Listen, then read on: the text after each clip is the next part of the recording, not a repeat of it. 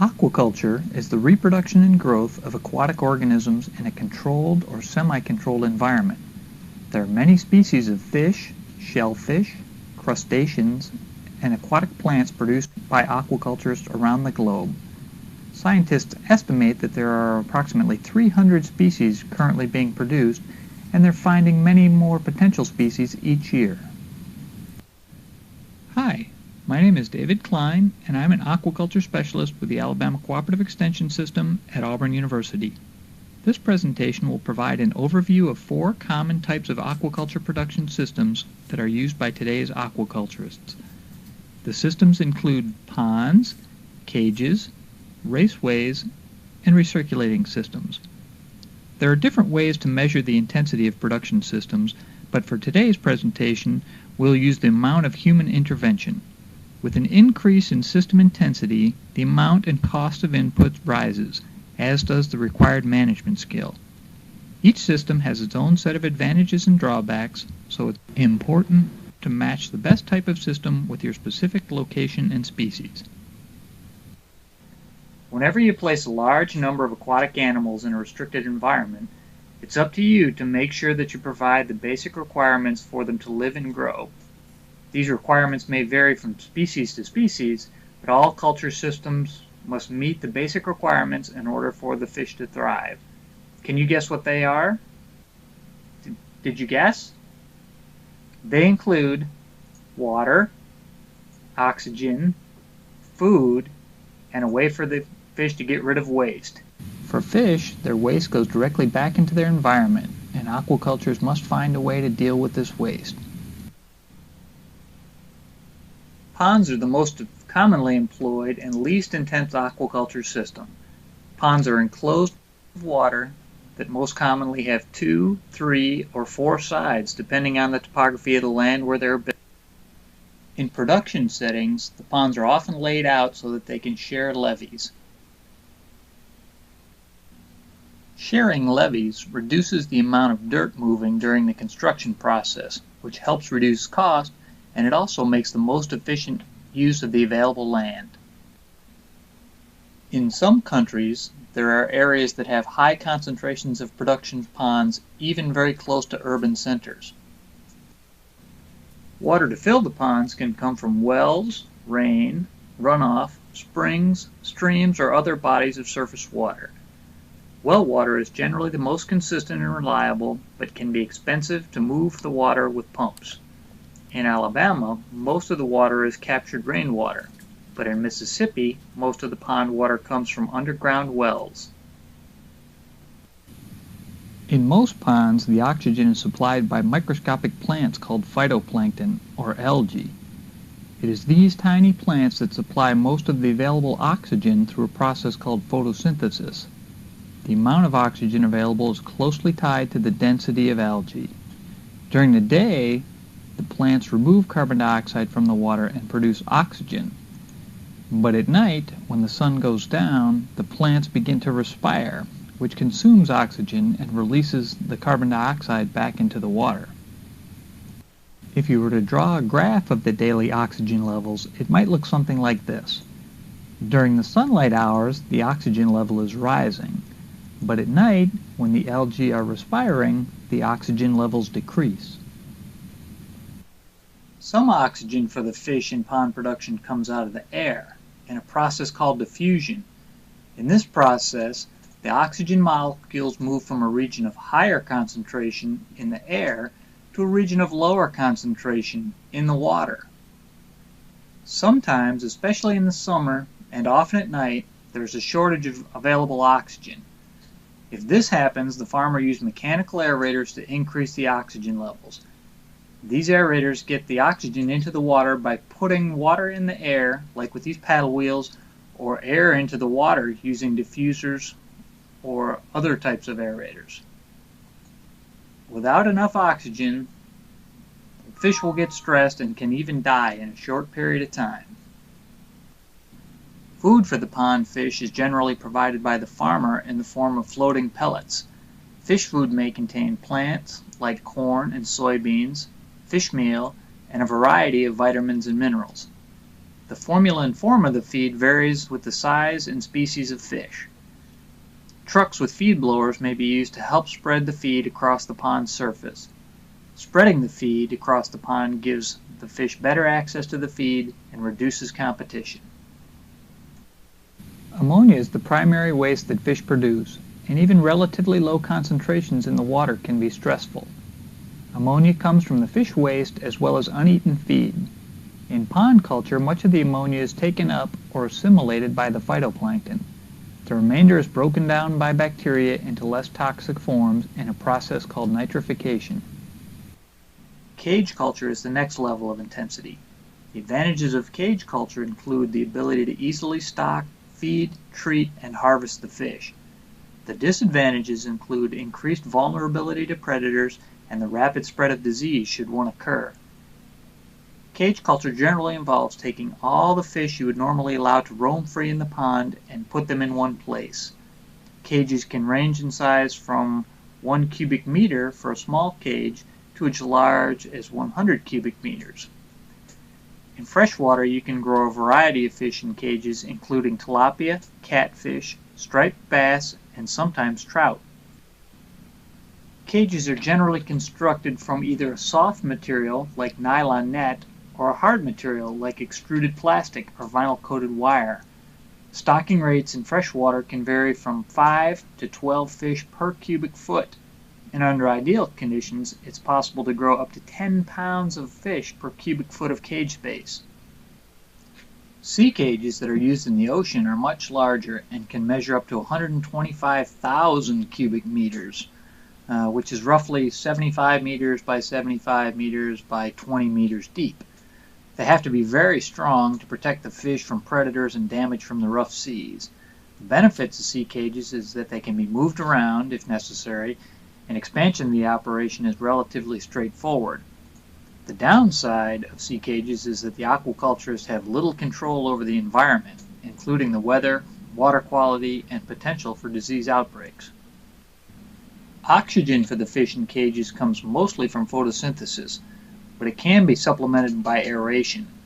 Cages are not typically aerated, but depend on the movement of water through the cage and through the mesh to bring in fresh oxygenated water. Because the fish are confined in the cages, there's little if any natural food available. Therefore, the feeds used in cage culture must be high quality and nutritionally complete. When cage fish feed vigorously, they may splash and throw feed out of the cage.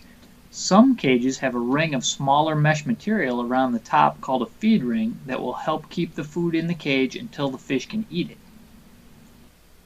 Waste created in fish cages generally falls through the bottom of the cage or is removed by the water circulating through the cage. The pond outside the cage still serves as the biofilter, and the ammonia is taken up by algae and broken down by bacteria, much the same way as it is in pond culture. Raceways are the next level of production technology. Raceways are rectangular structures built above or below ground where the water flows in one end and out the other. Raceways typically have a length to width ratio of 5 to 1 or more and may be constructed of cement, fiberglass, or even wood. Fish culture in raceways requires large quantities of high-quality water, preferably supplied by gravity flow from artesian wells or water coming from a higher elevation. Raceways can be used for the production of both warm water fish such as tilapia or cool water species, but it's most commonly associated with the production of trout, and there are many trout farms in Idaho where they have lots of high-quality fresh water flowing from the mountains. The quantity of fish that can be grown in a raceway is dependent on both the quality and the quantity of water available. Depending on the water chemistry, it is possible to grow between 30 and 100 pounds of trout per gallon per minute of flow. For example, if a raceway has 1,000 gallons per minute of flow available, it can support 30,000 to 100,000 pounds of production on an annual basis. Oxygen in the raceways comes in with the fresh water and may be increased or maintained by letting the water fall from one raceway segment to another. The falling water causes splashing that assists in the diffusion of oxygen from the air.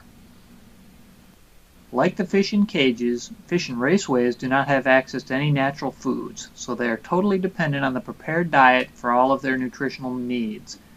Feeds for these systems must be high quality and are typically more expensive than feeds for pond-raised fish. The feed is often supplied automatically to the fish in the raceway several times per day by mechanical or demand feeders. Raceways are designed to be a single-pass, flow-through system that sweep away fish waste and any uneaten feed downstream and out of the fish culture unit. Some raceways have a solid settling area at the end of the raceway, and large raceway operations often require settling ponds or other waste treatment facilities before the water can be released into the environment. Recirculating aquaculture systems, no matter how small or how large, are considered to be among the most intensive forms of aquaculture. The lure of these systems is that they can be located almost anywhere and do not require as much water as the other production systems. It is possible to grow up to 1 pound of fish per gallon of water in these systems, but they require significant energy, equipment, and managerial expertise, and all of these requirements add to the cost of the product. The systems contain a number of components that include the culture tank, a filter to remove solid waste, a biological filter to remove dissolved waste like ammonia, oxygenation equipment, carbon dioxide removal, and a way to sterilize the water. Because of the heavy biological load on the system, recirculating systems require the continuous addition of oxygen. Depending on the level of intensity and complexity of the systems, air or pure oxygen may be used. Different devices ensure that oxygen is maintained at an adequate level. If power is lost in one of these systems, the fish can die very quickly from lack of oxygen, so a backup plan is essential. Fish in recirculating aquaculture systems require high-quality feed that meets all of their nutritional requirements. Like the fish in cage culture and raceway culture, these fish do not have access to any natural foods. Waste removal is an integral component of a recirculating aquaculture system. There is usually a mechanical filter, like a screen filter, a drum filter, or a bead filter that removes solid wastes, and a biological filter that removes the dissolved waste. Biofilters generally contain beads, balls, or other media that have large surface area to volume ratios where bacteria can grow. These bacteria help break down the ammonia into less toxic nitrate through the nitrification cycle. Okay, let's quickly review the technologies we've seen. Ponds are the most commonly used production system and rely heavily on natural processes to remove waste and provide oxygen.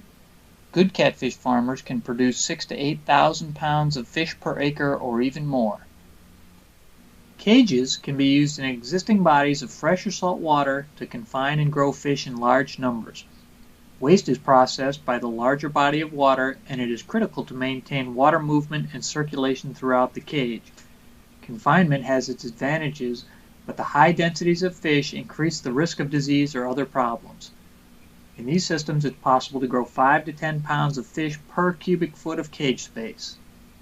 Raceways require large volumes of water to maintain water quality, and there are relatively few locations where this type of resource is still available. The amount of fish that can be grown is directly correlated to the quantity and the quality of water. It is possible to grow up to 30 to 100 pounds of fish for each gallon per minute of flow. Recirculating aquaculture systems are the most intense form of aquaculture and rely heavily on external power and mechanical processes to maintain the water quality. It's possible to maintain loads as high as 1 pound of fish per gallon of water with continual filtering and the addition of oxygen. These systems offer the highest potential reward, but also the greatest risk of failure. In addition to the 4 traditional culture systems that we have looked at, scientists are developing new integrated systems that incorporate the best characteristics of each technology. Examples include in-pond raceways, floating raceways, and partitioned aquaculture systems. But that's a story for another day. I hope that you've enjoyed this presentation and are inspired to learn more about these technologies. If you'd like more detailed information, please have a look at the included supplemental readings, or if you're viewing this online, please visit our website at www.alearn.info. Good luck and have a great day.